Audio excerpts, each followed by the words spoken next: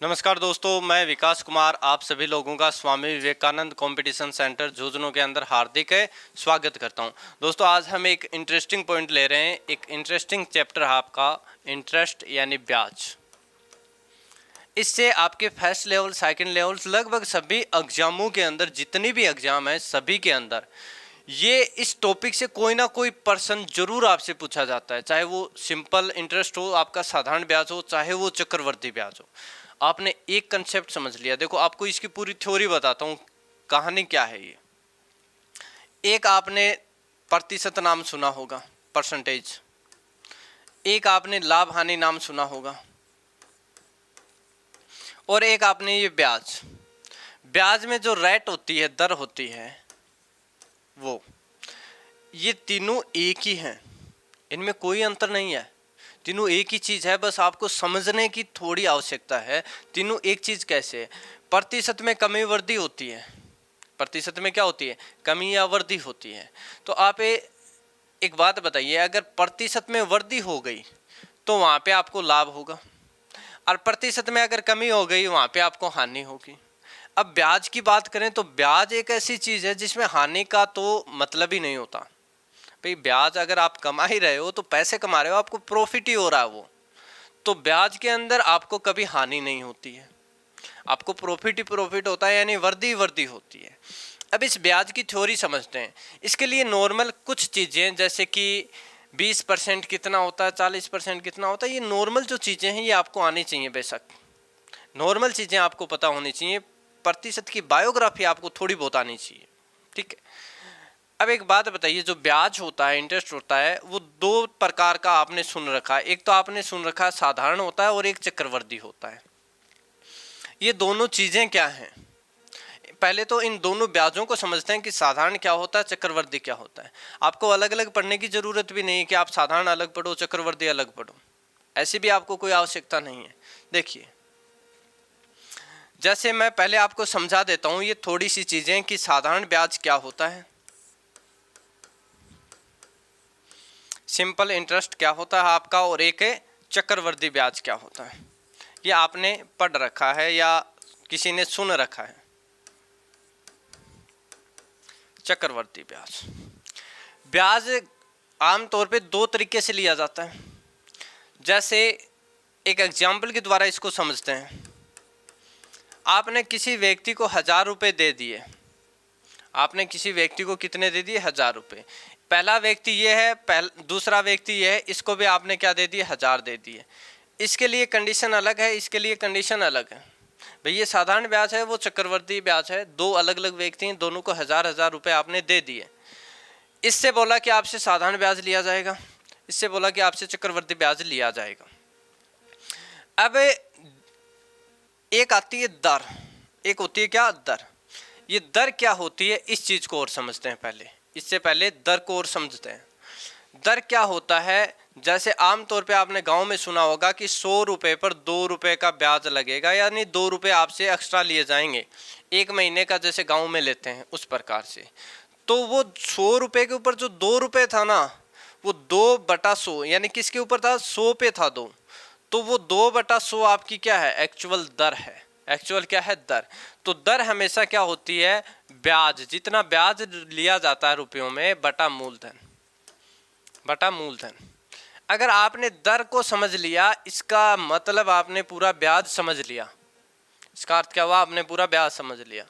तो दर क्या होती है? ब्याज बटा मूलधन होती है। इस कंसेप्ट को अपने दिमाग के अंदर बैठा लो कि ब्याज, दर आपको जरूर मिलेगी। ब्याज का अगर प्रश्न आएगा तो दर जरूर मिलेगी, या फिर आपसे दर पूछी जाएगी, यही तो है। अगर दर आपको दे रखी है, इसका मतलब आपको ब्याज भी दे रखा है, मूलधन भी दे रखा है। केवल पढ़ने का आपका नजरिया इस प्रकार होना चाहिए कि आप उसको आसानी से सोल्व कर सकें। अब इस 1000 रुपये की मैं बात करूं, अगर इसकी दर मैंने लिख दी 10%, 10%, इससे भी बोला कि तेरे से भी दर वही है 10%, कोई अंतर नहीं है, दर के अंदर वही दर है 10%। मूलधन है इसका प्रिंसिपल 1000 रुपये, ठीक है। अब इसको भी टाइम दे दिया कि 2 साल, इसको टाइम कितना दे दिया? 2 साल। दर है वो वार्षिक है, यहाँ पे कैसी है? पर एनम वार्षिक है। इस चीज़ को आप समझिए, बहुत आसानी से आपको सारी चीज़ें समझ में आ जाएंगी। और इसको भी बोल दिया कि तेरे साथ भी कोई नाइंसाफ़ी नहीं होगी, 2 साल का ब्याज ही तेरे से लिया जाएगा। लेकिन कंडीशन ये है कि इससे साधारण ब्याज लिया जाएगा और इससे चक्रवर्ती ब्याज लिया जाएगा। अब देखो साधारण ब्याज का खेल क्या होता है। साधारण ब्याज का खेल क्या होता है? पहला खेल तो है दर का। पहला खेल किसका है? दर का। इसका प्रतिशत हटा दो। प्रतिशत हटाने के लिए 100 का भाग दिया जाता है। प्रतिशत हटाने के लिए क्या करते हैं? 100 का भाग दिया जाता है। जैसे ही आपने इसका प्रतिशत हटाया, आपको प्राप्त हुआ 1/10। कितना प्राप्त हुआ? 1/10। इसका अर्थ क्या हुआ कि दर थी आपकी ब्याज बटा मूलधन, यानी ये मूलधन है, ये ब्याज है। 10 रुपये के ऊपर 1 रुपया ब्याज का लिया गया। 10 रुपये पर 1 रुपया 1 साल में ब्याज लिया गया। तो आप कहोगे 1000 रुपये पर कितना लेगा भाई? 1000 रुपये पर ये ले लेगा, 2 जीरो इधर लगा दो, 100 रुपया। 1000 रुपये पे कितना लेगा? 100 रुपया। या फिर आप आमतौर पे जैसे करते हो कि 1000 का 10%, 1000 का 10% यानी जो दर है वही 10%, कितना? 100 रुपया। वैसे भी 100 ही आना है। इसमें भी आपने वही किया कि इससे भी पर एनम यानी वार्षिक दर है, दर का परसेंट हटाया, 1/10, 1/10 आया। यानी तेरे से भी 1 साल में 10 के ऊपर 1 रुपया ब्याज लिया जाएगा। तो इसके हिसाब से 1000 के ऊपर 100 रुपया ब्याज हो गया भाई। वही 1000 का 10% 1 साल का आ गया 100 रुपया। कितना आ गया? 100 रुपया आ गया। ये 1 साल का ब्याज आ गया। इसमें भी ये 1 साल का ब्याज आ गया। अब यहाँ तक किसी को कोई दिक्कत नहीं थी, ना इस व्यक्ति को दिक्कत, ना इस व्यक्ति को दिक्कत। ये भी खुश, ये भी खुश। लेकिन इसको दिक्कत होगी दूसरे साल। ये कहता है कि साधारण ब्याज है, अगले साल भी उतना ही लिया जाएगा। ये किसके ऊपर लिया जाएगा? ये मूलधन के ऊपर लिया जाएगा। आपका 1000 रुपये पर लिया जाएगा। किस पे लिया जाएगा? प्रिंसिपल पे लिया जाएगा। आपके मूलधन के ऊपर लिया जाएगा ब्याज।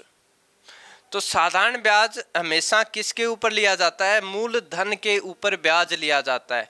जो ब्याज मूलधन के ऊपर लिया जाता है उस ब्याज को साधारण ब्याज बोला जाता है।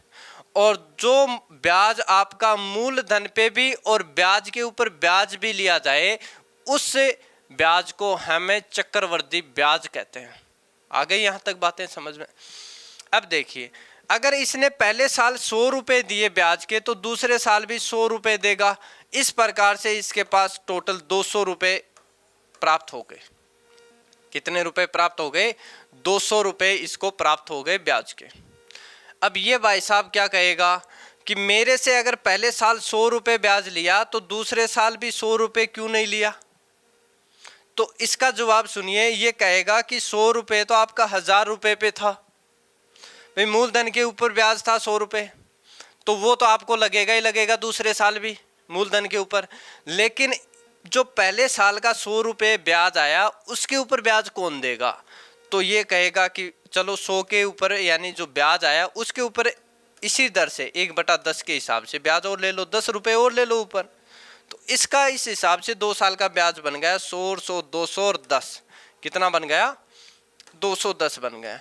ये 10 रुपये जो एक्स्ट्रा आए हैं आपके, ये जो साधारण ब्याज 200, चक्रवर्ती ब्याज 210। साधारण ब्याज कितना आया? 200 और चक्रवर्ती ब्याज कितना आया? 210। ये 10 रुपये ज़्यादा किसके ऊपर आए हैं? ये आपके 10 रुपये ज़्यादा ब्याज के ऊपर जो ब्याज था उसके आए हैं। किसके आए हैं? ब्याज के ऊपर जो ब्याज था उसके आए हैं। समझ गए? तो इस हिसाब से आपने कई चीज़ें यहाँ पे जानी। क्या कि साधारण ब्याज है वो हमेशा किसके ऊपर लगेगा? मूलधन के ऊपर लगेगा। कि मूलधन के ऊपर लगने वाला ब्याज ही साधारण ब्याज होता है। मूलधन प्लस ब्याज दोनों के ऊपर लगने वाला ब्याज क्या होता है? चक्रवर्ती ब्याज होता है। अगर इतनी चीज़ें आपको पता है, एक तो दर, एक आपको प्रतिशत हटाना और एक इनका अर्थ अगर आपको पता है तो ये बहुत ही आसान है। ब्याज जितना सरल टॉपिक कोई है ही नहीं। अब देखो, पहले साल की अगर मैं बात करूं तो 100 रुपये इसने दिए, पहले साल 100 रुपये इसने दिए, तो दोनों ने पहले साल तो सेम ही रुपए दिए, 100 रुपये ब्याज के। आप कहोगे पहले साल का चाहे वो साधारण ब्याज हो चाहे वो चक्रवृद्धि ब्याज हो, पहले साल का ब्याज में कोई डिफरेंस नहीं होता, कोई अंतर नहीं होता है, उतना ही साधारण ब्याज आता है, उतना ही चक्रवृद्धि ब्याज आता है। अब चलते हैं हमारे क्वेश्चनों के ऊपर। जैसे कोई भी क्वेश्चन आप ले लीजिए, कैसा भी ले लीजिए, कोई फर्क नहीं पड़ना, मैं एक तरफ चक्रवृद्धि एक तरफ साधारण, दोनों ही ब्याज में साथ साथ लेके चलूँगा, ताकि आपको ये पता रहे कि चक्रवृद्धि ये होता है, साधारण ये होता है, और अच्छे तरीके से आपको कंटेंट समझ में आए। देखिए इधर चलो साधारण ब्याज की बात कर लेते हैं। ये साधारण ब्याज कि साधारण ब्याज हम पढ़ेंगे वो यहाँ पे पढ़ेंगे, और चक्रवृद्धि ब्याज यहाँ पे चलेंगे। ये चक्रवृद्धि ब्याज आपका। अब दोनों के अंदर क्वेश्चन सेम रखेंगे भाई, साधारण ब्याज का क्वेश्चन भी सेम रखेंगे, चक्रवृद्धि ब्याज का भी क्वेश्चन सेम रखेंगे, बस ब्याज पूछने का जो तरीका वो अलग अलग होगा हमारा। तभी आपको दोनों चीज़ें इतनी कंठस्थ आपको याद हो जाएंगी, या फिर आपको समझ में आ जाएंगे कि आप जिंदगी भर इस टॉपिक को नहीं भूलोगे। देखो जैसे मैंने प्रिंसिपल मूलधन ले लिया 20,000 रुपये, या 2,000 रुपये ले लेते हैं, शुरुआत छोटे से करते हैं, 2,000 रुपये। दर मैंने ले ली 20%, दर कितनी ले ली 20%, और टाइम मैंने सिंपल 2 साल का ले लिया।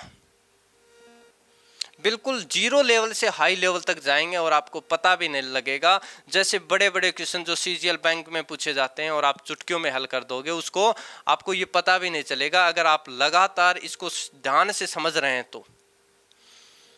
इसमें भी सेम 2,000, रेट इसकी 20% और टाइम इसका 2 साल, सेम है। अब साधारण ब्याज की जो फिसोलॉजी है या जो बायोग्राफी है उसको आप देखिए, समझिए। साधारण ब्याज, पहली चीज़ मैंने कहा कि आप दर को समझिए। किसको समझिए? दर को समझिए। जैसे ही मैंने दर को समझा तो मेरे पास प्रतिशत लगा हुआ है, इसको हटाओ, ये वार्षिक है दर, इसको हटाएंगे तो ये दर आपके पास आ गई 1/5, क्योंकि प्रतिशत हटाने के लिए 100 का भाग दिया जाता है। जैसे ही 20 में आपने 100 का भाग दिया, कट पिट के संख्या ही 1/5। इधर भी आपने ऐसा ही किया, इधर भी आपने ऐसा ही किया। अब एक बात बताइए, अगर 5 रुपये पर 1 साल में 1 रुपया ब्याज का लगता है, 5 रुपये पर 1 साल में 1 रुपया ब्याज का लगता है, तो आप कहोगे मूलधन तो 5 रुपये और 1 रुपया ब्याज का, तो मिश्र धन क्या होता है बेटा? मिश्र धन आपका क्या होता है? मिश्र धन होता है ब्याज प्लस मूलधन, आपका मिश्र धन आता है। मिश्र धन इस प्रकार से 6 रुपये दे गए, 1 रुपया इसको ब्याज का प्राप्त हो गया। लेकिन एक बात बताइए, ये तो 1 साल के लिए है ना, ये तो 1 साल के लिए है। तो पहले देखो साधारण ब्याज बिल्कुल सिंपल है, 1 साल का अगर आप निकाल लो, 2 साल का निकालने के लिए 2 से गुणा कर दो, 3 साल का निकालने के लिए 3 से गुणा कर दो। उसका रीज़न ये है क्योंकि ये प्रत्येक वर्ष समान रहता है, उसका रीज़न ये है। देखो 5 रुपये मूलधन है, लेकिन मूलधन तो आपका 2,000 रुपये है ना भाई, आपको 5 के ऊपर ब्याज थोड़े निकालना है, ब्याज तो 2,000 के ऊपर निकालना है। तो आप कहोगे 5 की वैल्यू 2,000 है, लगभग कितने गुना है? 400 गुना। लगभग कितने गुना? 400 गुना। तो आप कहोगे 1 की वैल्यू 400, 1 की वैल्यू क्या आ गई? 400। ये तो 1 साल का ब्याज आया ना 400, टाइम कितना है? 2 साल, तो 2 साल की वैल्यू कितनी आ जाएगी? 800 रुपये ब्याज आ गया। 800 रुपये क्या आ गया? ब्याज आ गया। एक तो ये मेथड बहुत ही इजी मेथड है। चलो एक चीज़ मैं और पूछ लेता हूँ यहाँ पे छोटी सी, कि मेरे को आप बताइए साधारण ब्याज का फॉर्मूला क्या है? ये चीज़ आपने नोट कर ली होगी। मैं इसी में एक चीज़ और पूछ लेता हूँ आपको, साधारण ब्याज का फॉर्मूला क्या है? कि साधारण ब्याज का फॉर्मूला क्या है? ये लो, साधारण ब्याज का फॉर्मूला पूछ लिया मैंने। जैसे एक बार मेरे को एग्जैक्ट तो पता नहीं, कोई एग्जाम के अंदर पूछा गया था कि साधारण ब्याज का सूत्र क्या है, शायद 2012 की बातें हैं, ये पटवारी का एग्जाम था या किसका पता नहीं, राजस्थान का कोई एग्जाम था। तो साधारण ब्याज के अगर मैं फॉर्मूले की बात करूं तो साधारण ब्याज का जो फॉर्मूला होता है, फॉर्मूला नहीं, आप इसको कंसेप्ट मानिए। आप कहोगे जैसे अभी हमने निकाला है 20% 1/5 आया ना, और हमने क्या कर दिया 2000 का 1/5 निकाला, 1/5 ही तो निकाला था, वो 400। तो यानी मूलधन कहीं ना कहीं दर से डायरेक्ट गुणा हुआ है। तो अगर 1 साल की बात हो तो आपका जो साधारण ब्याज का फॉर्मूला है वो मूलधन गुणा दर, और 1 साल था तो 1 से गुणा हुआ, 2 साल था तो 2 से गुणा हुआ, यानी टी अगर आपके पास टाइम है तो ये आपका साधारण ब्याज का फॉर्मूला होता है, मूलधन गुणा दर गुणा समय। अब कहेंगे कि सर ऐसा हमने नहीं पढ़ा, हमने किताबों में भाग में 100 जरूर देखा है। तो बेटा एक बात बता देते हैं, जो दर थी आपकी वो दर आपकी प्रतिशत में थी, किस में थी, प्रतिशत में। और जब भी प्रतिशत हटाते हैं तो भाग में 100 लगाते हैं, जब भी प्रतिशत हटाते हैं तो भाग में 100 लगाते हैं। वो इस दर को सरल करके दिया हुआ है भाग में 100, फॉर्मूले में ऐसी कोई चीज नहीं है। तो आप कहोगे साधारण ब्याज का फॉर्मूला होता है मूलधन गुणा दर गुणा समय, ये साधारण ब्याज का फॉर्मूला होता है। अब मैं बात कर लेता हूं चक्रवृद्धि की। अब किसकी बात कर लेता हूं, चक्रवृद्धि ब्याज की। चक्रवृद्धि ब्याज में भी कुछ नहीं करना है, बहुत ही इजी वे है। भाई आपने किया था 5 से 6, भाई 5 रुपये मूलधन है तो 1 रुपया ब्याज का, तो 6 रुपये मिश्रधन होगा उसका। ये मूलधन है, ये मिश्रधन है, ठीक है। तो 5 रुपये मूलधन है तो 1 रुपया ब्याज के मिला के 6 रुपये आपका क्या हो गया, मिश्रधन हो गया। लेकिन टाइम बेटा 2 साल का है। टाइम कितने साल का है, 2 साल का है। तो आपको दूसरे साल भी 5 से 6 करना है। अब कहोगे सर ये क्या तरीका हुआ, 5 से 6 दूसरे साल भी आपने 6 में कर दिया।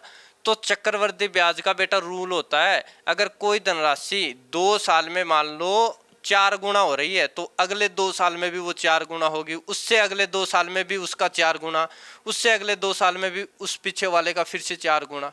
ये रूल होता है चक्रवृद्धि ब्याज का। देखो ये कितना हो गया, 5 गुना 5 25 हो गया, और ये 6 गुना 6 36 हो गया। मूलधन 25 तो मिश्रधन 36 आया, तो ब्याज कितना मिला, तो आप कहोगे ब्याज मिला 11 रुपए का। ब्याज कितने का मिला, 11 रुपए का ब्याज मिला।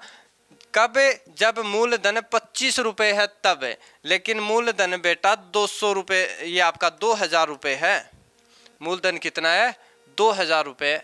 जब मूलधन आपका 2000 रुपए है, लगभग 25 का कितने गुना है, 80 गुना है। 25 का कितने गुना है, 80 गुना। तो आप इस 11 का भी 80 गुना कर दो, 11 इंटू 80 आपका आ गया 880 रुपए, चक्रवृद्धि ब्याज आ गया। ये आपका क्या आ गया, चक्रवृद्धि ब्याज आ गया।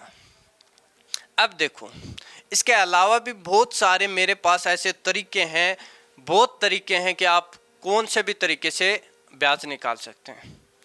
मैं एक तरीका बता दिया आपको। अब मैं दूसरे तरीके की अगर मैं बात करूं ब्याज निकालने का, एक ऐसा तरीका जिसमें आप साधारण ब्याज भी और चक्रवृद्धि ब्याज भी एक साथ निकाल सकते हो। देखो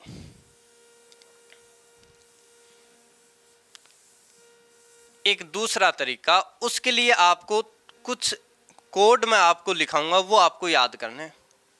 वो कोड आपके बिल्कुल बेसिक मेथड से निकाले हुए कोड हैं। देखो कैसे, वो कोड किसके होंगे, साधारण ब्याज पे भी लगेंगे, चक्रवृद्धि ब्याज पे भी लगेंगे। जैसे 1 साल का कोड होता है 1, 2 साल का कोड होता है, अगर 2 साल का आपको चक्रवृद्धि ब्याज चाहिए तो उसका कोड होता है 2(1).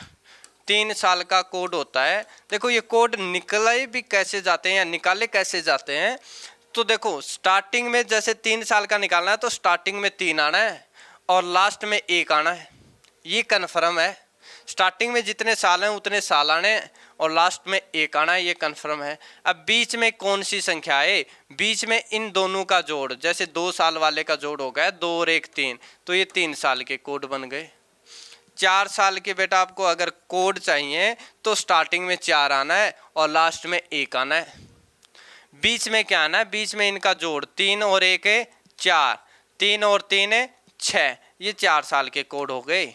1 साल का कोड 1 होगा, 2 साल के कोड भी 2 होंगे, 2 और 1, 3 साल के कोड भी 3 होंगे, 3 3 1। इस प्रकार से आप कितने भी साल के कोड निकाल सकते हो। अब इन कोड से अगर आपको देखो, पर्सन वही है हमारा, लेकिन इसका पूरा निचोड़ निकालते हैं कि आखिर ये है क्या चीज़। देखो कोड आ गए आपको समझ में। अब हम देखते हैं इन कोड को अप्लाई करके इसके ऊपर, कि कोड को जब हम इसके ऊपर अप्लाई करेंगे तो क्या हमारा रिस्पॉन्स रहता है। तो आप कहोगे मूलधन आपका 2000 रुपये है। मूलधन क्या है, 2000 रुपये मूलधन आपका। दर आपकी है 1/5, 20% का मतलब 1/5।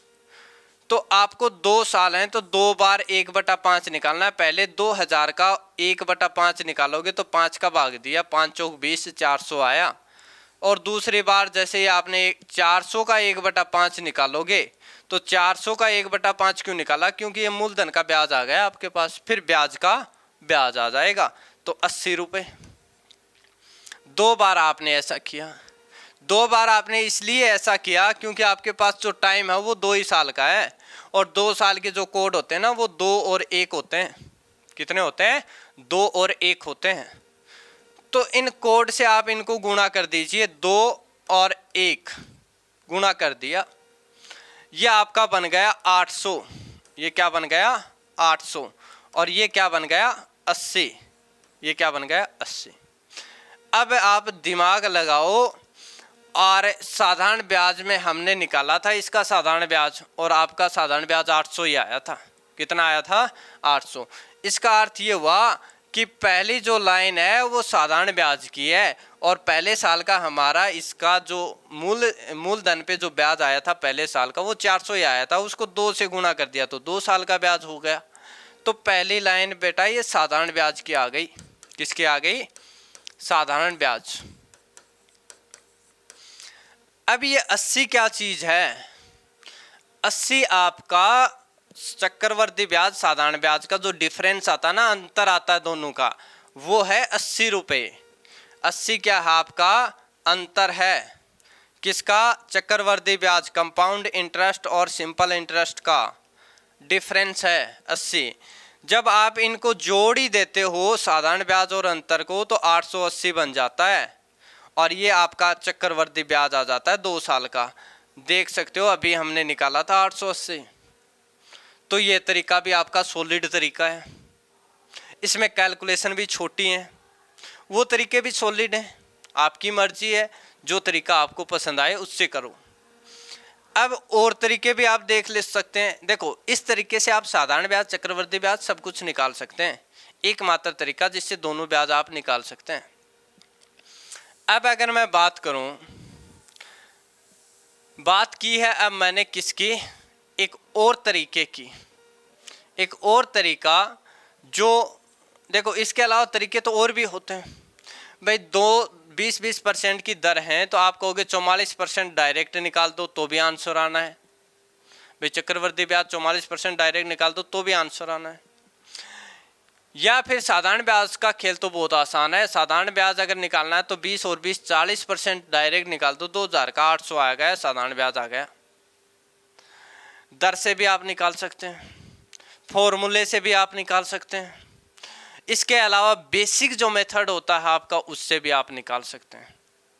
लेकिन मैंने ये 2 तरीके आपको क्यों बताए हैं यहाँ पे, ये 2 तरीके ऐसे हैं कि आप जिनके द्वारा बहुत आसानी से और बहुत सरलता से एग्जाम में आए किसी भी प्रश्न का जवाब तुरंत दे सकते हैं इन 2 तरीकों से। देखो ये चीज़ आपने समझ ली। अब हमें 1-2 क्वेश्चन और करते हैं इसी पे आधारित। एक चीज़ यहाँ पे आप नोट करते जाना।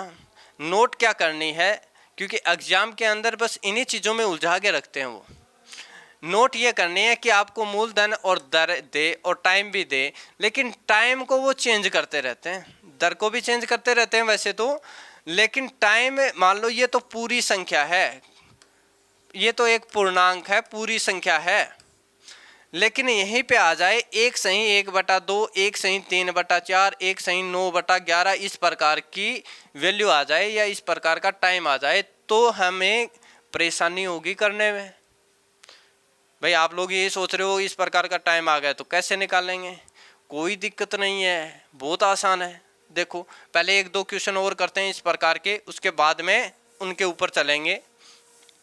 पहला हमारा टाइप यही है ब्याज निकालना, लेकिन ब्याज निकालना किसका, अगर टाइम कंप्लीट रूप से आपको दे रखा है, दर कैसी भी हो, दर से हमें केवल इतना ही मतलब है कि उसका प्रतिशत हटाना आना चाहिए, बस, उससे ज़्यादा दर से हमें कोई मतलब नहीं है।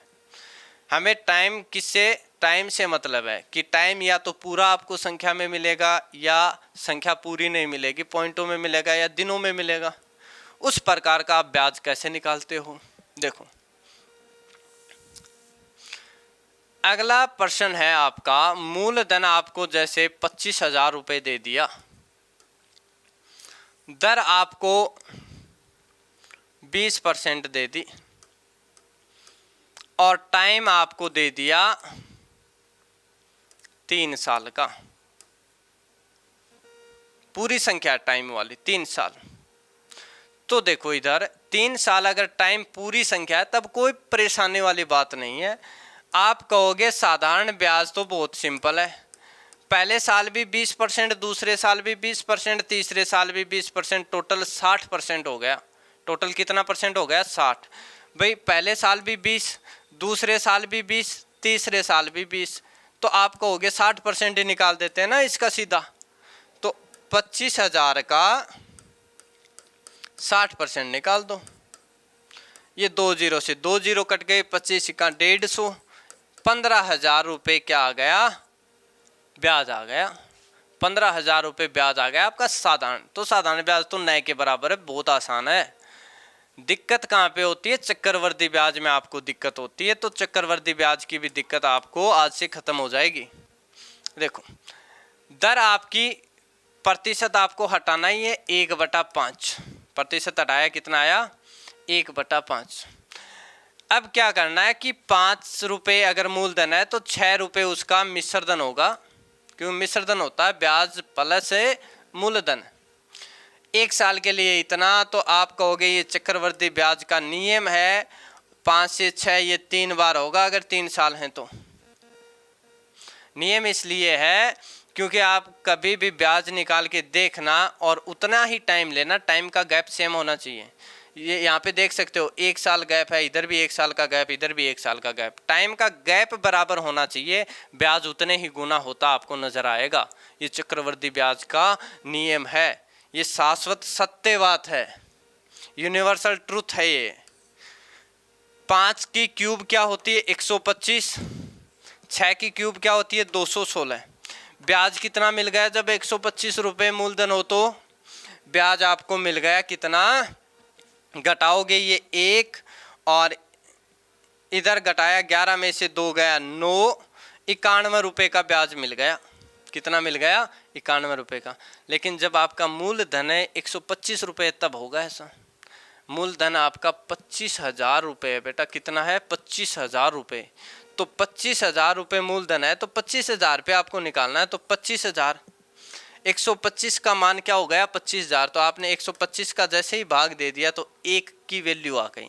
आपको वैल्यू चाहिए ब्याज 91 है तो 91 की, तो 91 की वैल्यू चाहिए तो 91 से गुणा कर दो।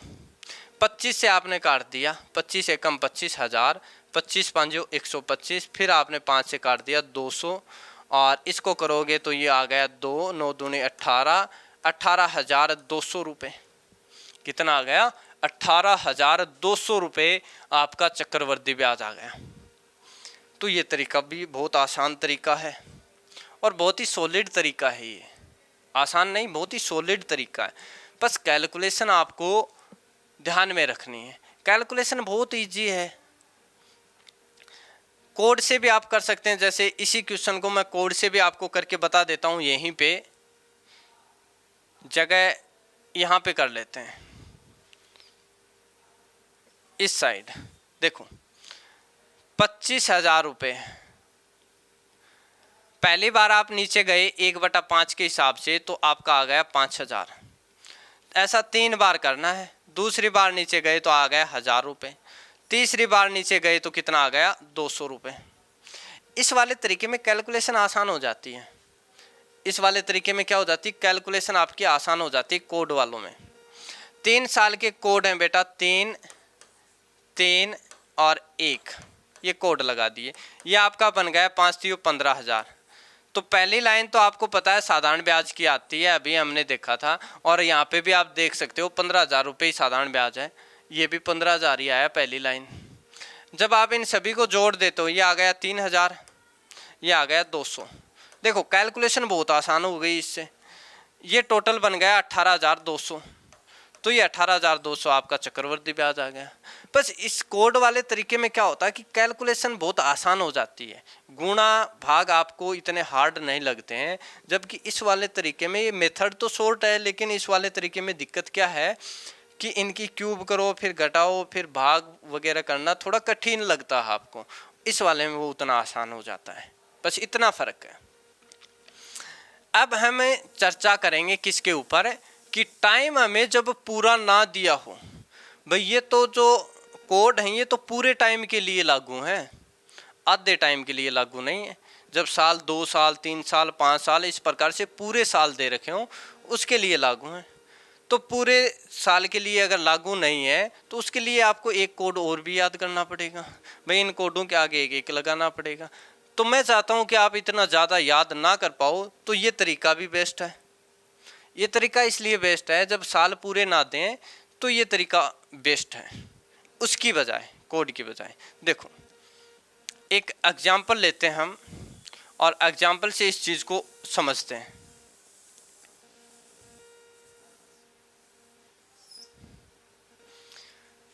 मूलधन आपने ले लिया 2160 रुपये। क्या ले लिया? 2160 रुपये। 2160 की बजाय आपने जैसे एक नॉर्मल सा ले लेते हैं ताकि आपको अच्छे तरीके से समझ में आए ये चीज़ें कि आखिर चल क्या रहा है। 5,000 रुपये मैंने बिल्कुल नॉर्मल सा ले लिया और दर मैंने ले ली ऐसी दर जैसे जिनको आप भाग करो या गुणा करो तो कोई मतलब पॉइंट ना आ जाए बीच में, क्योंकि पॉइंट से आप लोग घबराते बहुत हो। ठीक है, जैसे मैंने 10% ले ली ताकि आपका पॉइंट से आपको बचाए रखूं मैं। बाद में हम पॉइंटों में भी करेंगे कैलकुलेशन, क्योंकि अभी आप स्टार्टिंग में अगर पॉइंट के ऊपर फोकस करोगे तो आपको लगेगा कि यार ये पॉइंट आ रहा है, कैलकुलेशन हार्ड हो रही है। तो उस चीज़ से बचाने के लिए मैं पहले आपको आसान चीज़ें, या फिर आसान तो नहीं है यानी मेथड तो वही है हमारा, सेम मेथड सेम है। पॉइंट भी कोई ज़्यादा वो डिफ़िकल्ट वाली चीज़ नहीं है कि पॉइंट भी ऐसी चीज़ नहीं है कि आप कर नहीं सकते, बहुत आसान तरीके से कर सकते हो पॉइंट वाला। उस पर अभी हम आएंगे, चर्चा करेंगे। अब मैं टाइम ऐसी संख्या लेता हूँ जो पूरी ना हो, जैसे 1.5 साल ले लिया मैंने, एक सही 1/2 साल ये ले लिया कि बोले कि सर अब आप मुझे साधारण ब्याज और चक्रवृद्धि ब्याज निकाल के बताओ।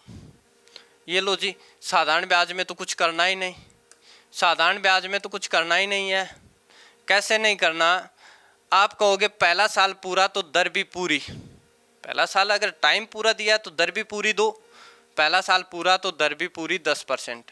दूसरा साल आपका क्या है? आधा, तो दर भी आधी कर दो। साधारण ब्याज का ये नियम है, तो आपने दर भी आधी कर दी, 10 के आधी 5, 15% ब्याज ले लो आप। 1.5 साल का कितना ले लो?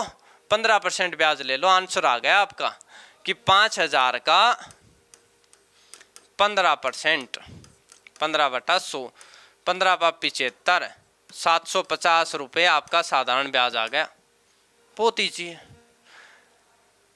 कि बोले कि सर नहीं साधारण ब्याज तो ईजी है, चक्रवर्ती ब्याज बताओ। ये और भी ईजी है। देखो जब 1 साल आपका पूरा है, मैं यहाँ पे टाइम 1 सही 1/2 लिख दिया। ये अगर टाइम पूरा है तो आप कहोगे दर भी पूरी है, 10% वार्षिक है, ये वार्षिक का मतलब पूरी है, 1 साल पूरा है तो वार्षिक दर लगेगी आपकी 10%।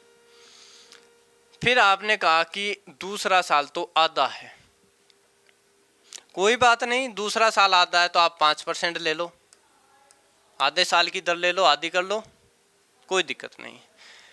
यहाँ भी कोई दिक्कत नहीं थी, वैसा ही किया, बस प्रतिशत हटाओ, यहाँ पे 1/10 और 1/20 प्रतिशत हटा लिया। अब आपने कहा कि पहले साल मूलधन 10 रुपये तो मिश्र धन 11 रुपये, दूसरे साल मूलधन 20 रुपये तो मिश्र धन आपका 21 रुपये कर दिया आपने। 10 से पहले साल 11, ये मूलधन ये मिश्र धन, दूसरे साल 20 से 21, यह आपका हो गया 200 गुणा किया, यह आपका हो गया कितना, 2 बार गुणा करोगे तो 231, कितना हो गया 231। ये मूलधन 200 रुपये, मिश्र धन 231 रुपये, तो ब्याज कितना आ गया 31 रुपये। लेकिन आपके पास तो मूलधन है 5000 रुपये, कितना है 5000, तो 5000 किसका मान होगा 200 का, ज्ञात क्या करना है 31 का मान, तो गुणा 31, 2 0 से 2 0 और ये 25 दूनी 50, 25 को 31 से गुणा कर लीजिए, तो 25 को 31 से गुणा करेंगे 25 एकम 25, 25 3 75, यह आपके पास आ गया 775 रुपये, 775 रुपये। कितना ज़्यादा ब्याज मिला, तो ये 750 था साधारण ब्याज, चक्रवर्ती ब्याज 775 रुपये आया, तो ब्याज आपको 25 रुपये ज़्यादा मिल गया। कितने रुपए ज़्यादा मिल गया, 25 रुपये ज़्यादा मिल गया। और बाकी हम पढ़ेंगे अगली क्लास के अंदर। आज के लिए इतना ही।